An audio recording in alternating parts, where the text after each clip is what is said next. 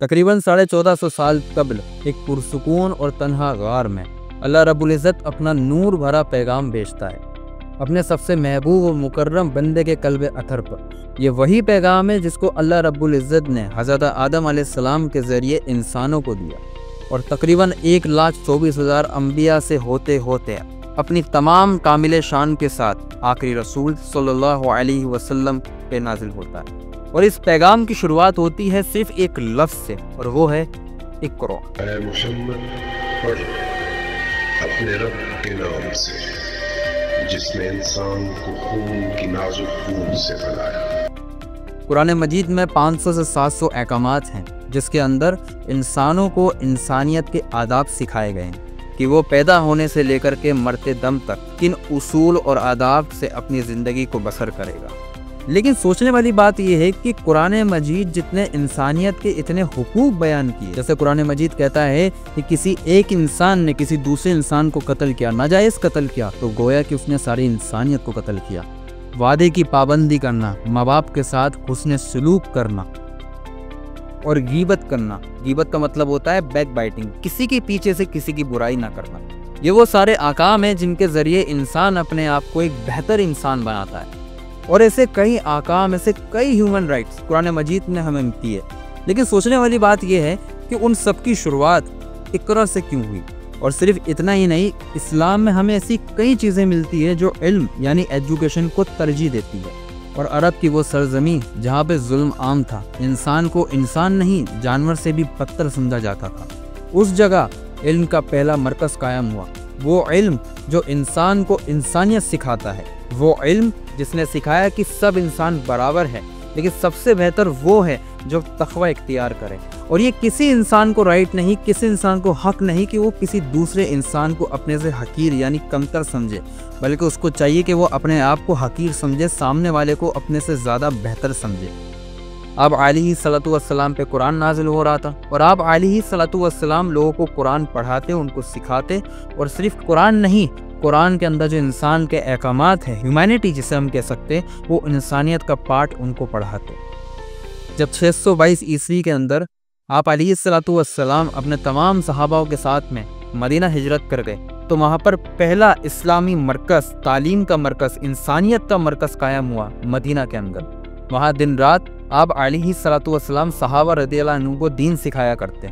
और ये सिलसिला आगे बढ़ा और आपके बाद में आपके सहाबा रज़ियल्लाहु अन्हुम ने इस काम के सिलसिले को आगे बढ़ा। अब अलैहिस्सलातु वस्सलाम की वफ़ात के बाद दौर आता है इस्लाम के पहले खलीफा हज़रत अबू बकर सिद्दीक़ रज़ियल्लाहु अन्हु के ज़माने में। हज़रत अबू बकर सिद्दीक़ रज़ियल्लाहु अन्हु के ज़माने में जो इल्मी काम जो पहला हुआ, वो हुआ कुरान के तदवीन का, मतलब कॉम्प्लेक्शन का, कि कुरान जो है उसको एक जगह इकट्ठा करना। उस ज़माने में बहुत सारे हुफ़ाज़ थे, कुरान मजीद के हुफ़ाज़ थे जिनको कुरान मजीद पूरा तौर पर याद था, लेकिन उस वक्त तक कुरान मजीद किसी एक किताबी शक्ल के अंदर मौजूद नहीं था। जैसे आज हमारे पास में है कि एक ही बुक के अंदर सारी सूरत, सारी आयतें, उस वक्त तक ऐसा नहीं था। तो सबसे पहले जो इल्मी काम हुआ वो ये हुआ कि कुरान मजीद को एक पूरी किताबी शक्ल दिया जाए। सबसे पहले ये काम हुआ हज़रत अबू बकर सिद्दीक़ रज़ियल्लाहु अन्हु के ज़माने में। उसके बाद दौर आता है हज़रत उमर रज़ियल्लाहु अन्हु का ज़माना। हज़रत उमर रज़ियल्लाहु अन्हु के दौर के अंदर हज़रत उमर रज़ियल्लाहु अन्हु ने बहुत से सहाबाओं को बाहर भेजा कि वो जाकर के इस तालीम को आम करें और लोगों को इंसानियत सिखाए। उस टाइम कई मुल्कों के अंदर, कई इलाकों के अंदर सहाबा रज़ियल्लाहु अन्हु सीरिया, इजिप्ट, ईरान, जेरूसलम और जैसी कई कंट्रीज़ के अंदर, कई इलाकों में सहाबा रज़ियल्लाहु अन्हु हिजरत करें। और उमर रज़ियल्लाहु अन्हु के ज़माने में तालीम का प्रॉपर निज़ाम और हिजरी कैलेंडर की इब्तिदा हुई थी, दफ्तरी यानी ऑफिस रिकॉर्ड जैसे काम। और उन्होंने एक जुडिशियल सिस्टम बिल्ड किया, जैसे हर कस्बे के अंदर या हर इलाके के अंदर वो एक काजी को मुकर्रर करते। और वो काजी का क्या काम होता था कि पूरे इलाके में अमन व शांति बनी रहे, उनके सारे केसेस या जो भी उस टाइम के जो भी मसले मसाइल होते थे, वो उन सारे मसले मसाइल को देखता था और हल करता था। उस ज़माने में मुल्क को तरक्की करने के लिए जितने ऐसे काम हो सकते थे, वो सारे के सारे काम हज़रत उमर रज़ियल्लाहु अन्हु के दौर में हुए। और ऐसे ही देखते देखते स्टार्ट होता है इस्लामिक गोल्डन एज।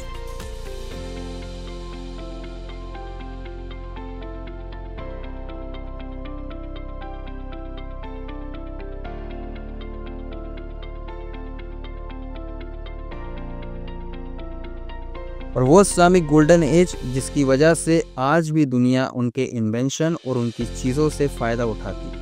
और इस्लामिक गोल्डन एज का आगाज़ 8th सेंचुरी मतलब 700 ईस्वी के लगभग आगाज़ हुआ था, और ख़ास तौर पर तब जब अब्बासी खिलाफत आई।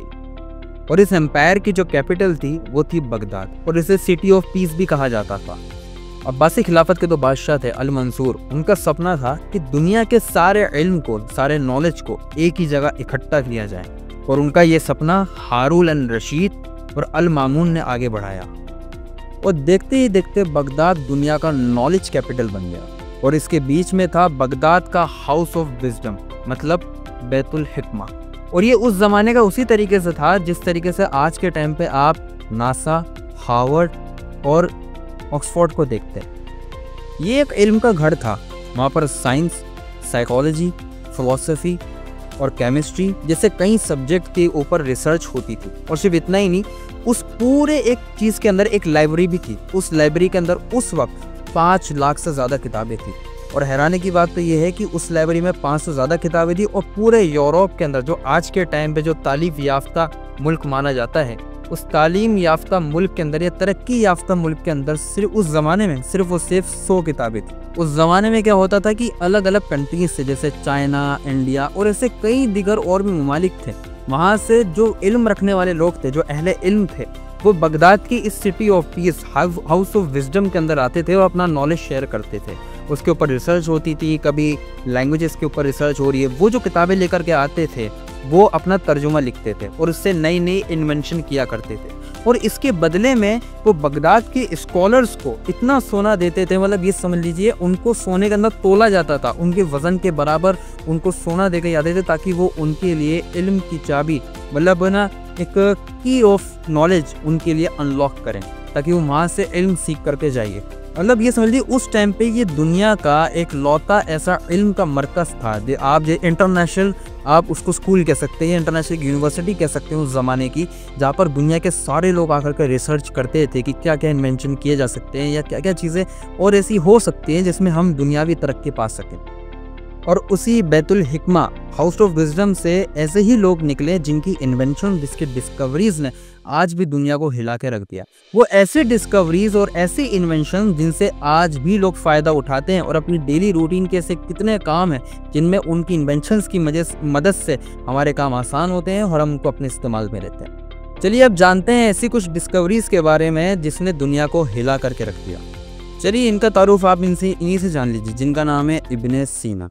सलाम दोस्तों, मैं हूं अबू अल कासिम अल जहरावी, दुनिया का पहला इंसान जिसने सर्जरी को एक साइंटिफिक आर्ट बनाया। ये जो तुम देख रहे हो ना, ये सिर्फ औजार नहीं है, ये हैं इंसानी जान बचाने वाले हथियार। देखो, जब इंसान की जान दांव पर हो तब सर्जन का हाथ कांपना नहीं चाहिए। पेशेंट के ऊपर लगाया गया हर कट, हर स्टिच एक इबादत है, जान बचाने की इबादत। मैंने 50 साल की कड़ी मेहनत से 1500 पेज की एक किताब लिखी जिसका नाम है अल तसरीफ। इसमें 200 से ज्यादा सर्जिकल इंस्ट्रूमेंट्स और कई तरह की बीमारियों, medical conditions, treatments and surgical procedures का जिक्र है। मैं जानता हूँ शायद मेरी मौत के बाद ही लोग इसे समझेंगे, लेकिन मुझे यकीन है ये आने वाली सदी के डॉक्टर्स की रहनुमाई करेगा। इब्ने सीना 980 के अंदर बुखारा शहर के करीब एक छोटे से गांव के अंदर पैदा हुए और उन्होंने 6 साल की उम्र के अंदर अपनी तालीम का आगाज़ किया। उन्होंने 6 साल की उम्र से लेकर के 10 साल की उम्र तक कुरान मजीद को सीखा और उसको हिफ्ज़ किया। जी, वो कुरान हाफिज़ भी थे। और साथ ही साथ उसके बाद उन्होंने अपनी दुनियावी तालीम का भी आगाज़ कर दिया और 18 साल की उम्र तक आते आते वो एक फ़िज़िशियन बन गए और उन्होंने इस्माइल अल ज़हदी से फ़िक़्ह का इल्म हासिल किया। जी, वो हाफिज़ के साथ साथ फ़िज़िशियन के साथ साथ जो एक आलिम दीन भी थे। और उन्होंने सन 1025 के अंदर अपनी सबसे मशहूर किताब लिखी अल कानून फिल तिब। इब्ने सीना ने अपनी ज़िंदगी के अंदर 240 किताबें लिखी और उनमें से 2 किताबों को अल्लाह सुब्हानहू व तआला ने ऐसी कामयाबी दी कि आज वो मॉडर्न साइंस की बुनियाद बनी, अल कानून अल तिब और किताब अश शिफा।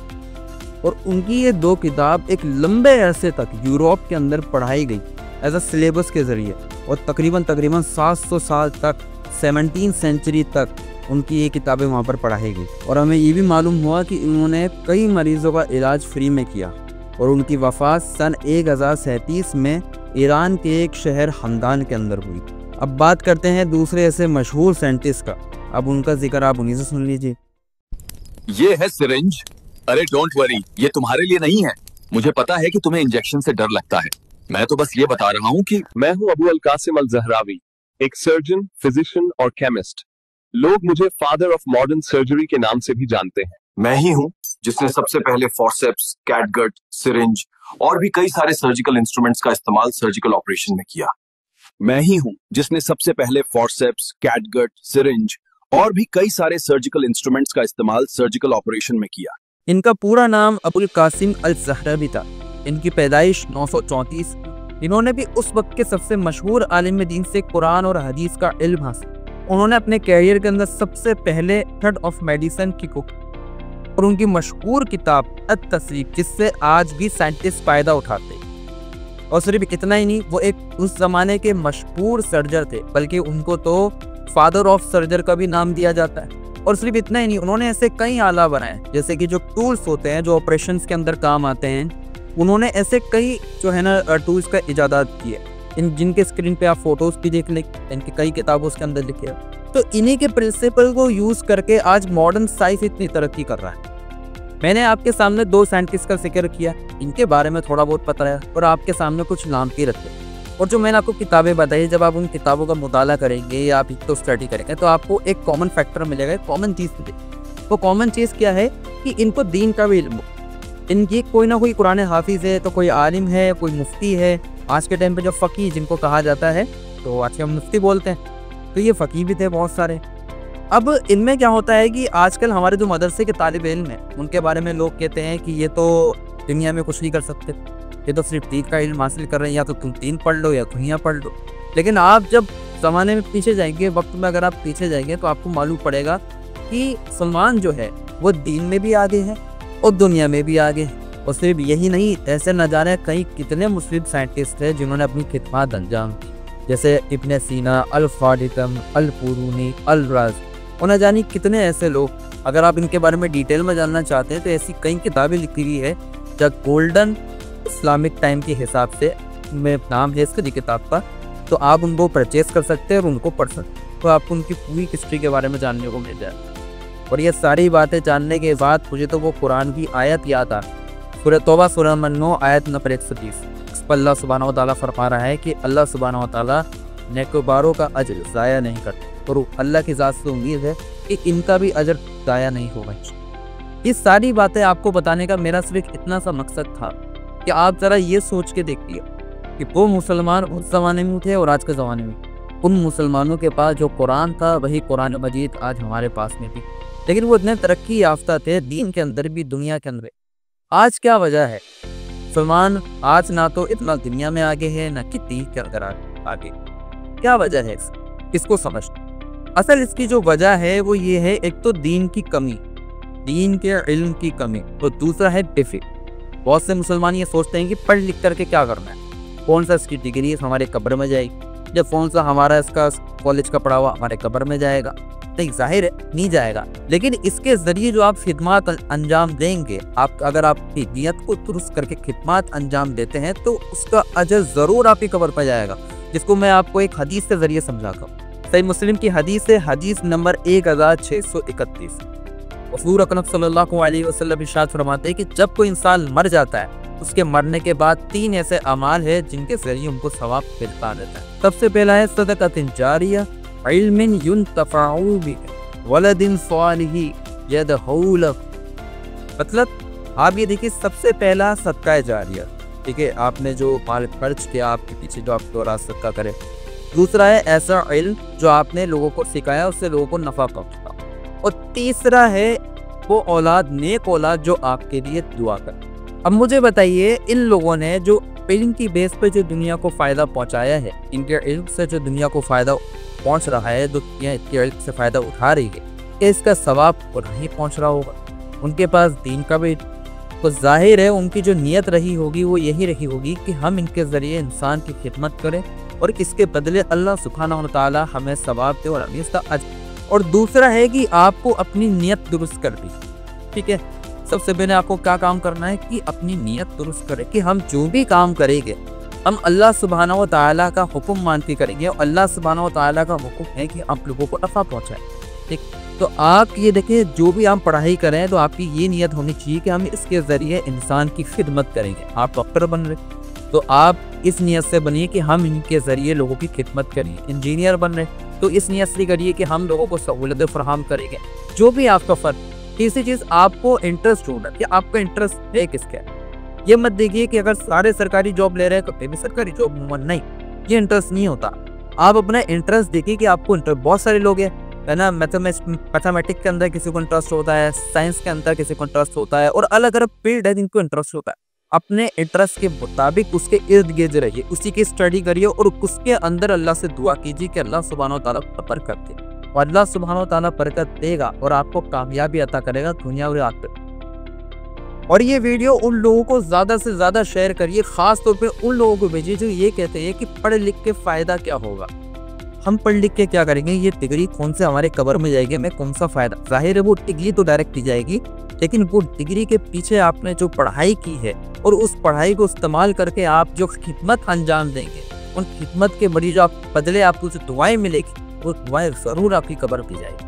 और इंशाअल्लाह क्या पता, मान के चलिए आप एक डॉक्टर है, आपने किसी का इलाज कर दिया तो उसकी जान बच गई, वो आपको दुआएं देगा। और मान के चलिए आप क़यामत के दिन खड़े हैं और क़यामत के दिन आपके अमाल इतने नहीं है कि आप जन्नत में जा सके, लेकिन एक बंदा आता है और कहता है कि इन डॉक्टर साहब ने तो मेरा इलाज करा था है ना, इन्होंने मुझे दवाई दी थी और ईमानदारी से अपना काम करा था, जिसकी वजह से मेरी ये फला बीमारी ठीक हुई, मुझे शिफा पहुंची और या मेरी जान बच गई, तो ज़रिया ये बने हैं। तो उसकी वो गवाही क्या पता आपके हक में कबूल हो जाए और आपको जन्नत मिल जाए, पॉसिबिलिटी है।